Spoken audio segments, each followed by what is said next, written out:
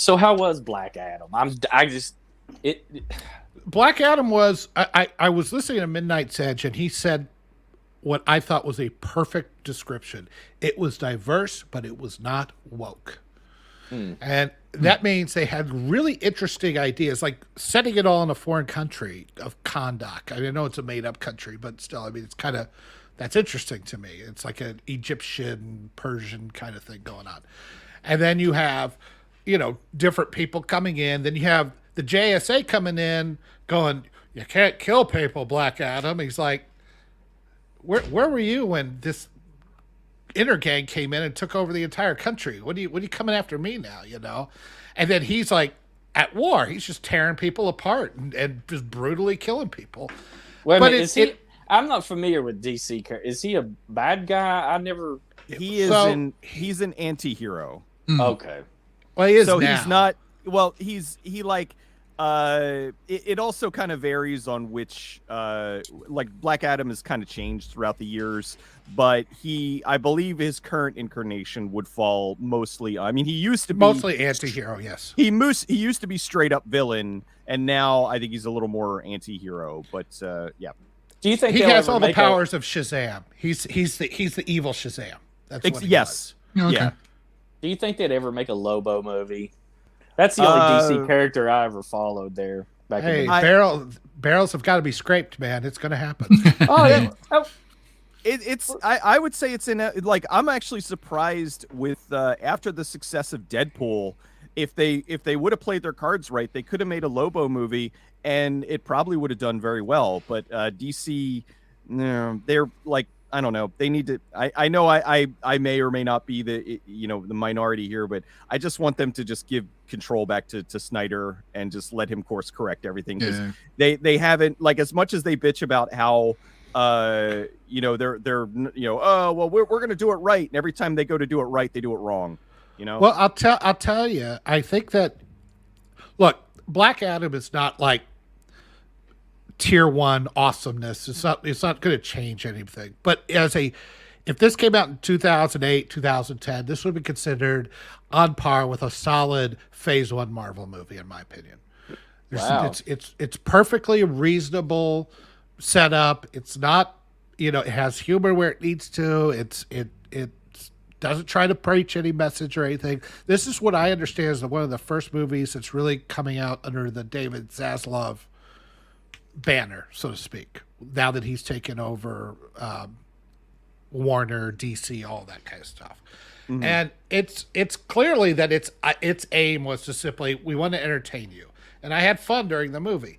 I don't think it was, like, if this had come out probably 10 years ago, I would have went, it was all right, But now that all this sludge that we've had to deal with, which I call Marvel Phase 4, when you come out with something like this, you go, that was a lot better, because I guess maybe because my expectations are so low now, and watching what they did with Batgirl, and I mean, just they shelved a $90 million movie. It's like, how bad could it have been that you're going to dump $90 million into a fire? But that's fine. If they go in this direction more and more, I feel like it's a good course correction, and they weren't trying to point fingers at the audience. They weren't trying to push any. And the other piece about it, I think that because Zaslav is now hated, and because that's the message that he's putting through, I honestly believe that's why it's getting such crap reviews from reviewers. Yeah, because he's on like the audience scores. Yeah, the audience score is 89. Yeah. So I'm beginning to think Rotten Tomatoes is an inverse scoring system. Oh, yeah. Yeah. Have you seen it, Cecil? You seen it yet? No, I haven't seen it yet, but I've been, the last movie I saw in the theater, I took my son to go see Sonic 2. And so I can't exactly take him to go see Black Adam yet, but it's rough. I mean, there's a lot of pretty horrific deaths that somehow make the PG-13. I really wish it had been R-rated. I think we had a lot more fun with it. But I can't complain too much about it, and I hate that that's my No my matter how much bar I now. want to, I can't. Yeah, It is sad. It's like movies have gotten so bad to the point, or I should say, more mainstream movies have gotten so bad to the point where it's like all you want to do is just enjoy a movie. Like, I don't want to be preached to. I just want to go and have a good time. Like, I mean, if there's a movie that like it's about the subject, then okay, yes, I'll understand. But yeah, in a superhero movie, you want to go see superheroes. yeah. I I watched see guys bashing into each other, and that's what I got. And I'm like, going. The Rock was clearly having a lot of fun, and did very, very well in the part. Pierce Brosnan was amazing as Dr. Fate. Oh, I'm glad to hear that. And everybody else was average to above average. The other two JSA characters I could care less about, and they did a kind of a big emotional self-sacrifice moment that didn't really come off to me. It wasn't the big emotional moment they wanted it to be, but overall, I'm like going, hey, I was entertained for a couple hours. And I wasn't pissed off or rolling my eyes. And I mean, unfortunately, that's the bar that I'm at now. Thank you, Hollywood. I was going to say, I watched Pearl this weekend, which is the other one from Ty West. Now, I wasn't impressed with X because I just, the whole premise of the two 80-year-old murderers just wasn't scary. And I went into this very much, I'll try it and see what it was like. But I was actually quite impressed.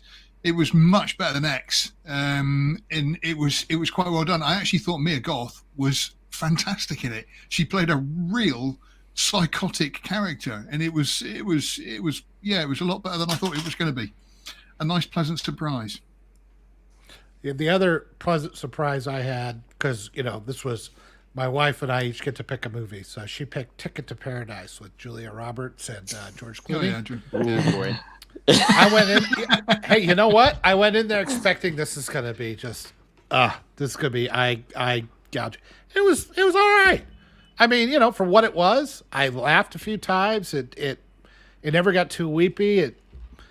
It did what it was supposed to do, and Roberts and Clooney have good chemistry, and so the jokes were funny enough, and I had fun with it. And it wasn't perfect, but it was like, well, this is a surprise. Then I got a Rotten Tomatoes, same deal. 44%, 89% audience. I'm like, okay, what is going on here? Thank you for watching this excerpt from Outpost Frequencies. Tune in live every Sunday at noon Central Time or 6 o'clock UK time. And also, remember to come to lastmovieoutpost.com for all your latest in movie news, streaming news, and everything cool about film. We are the cool news now. Thank you for watching, and we'll see you on the next stream.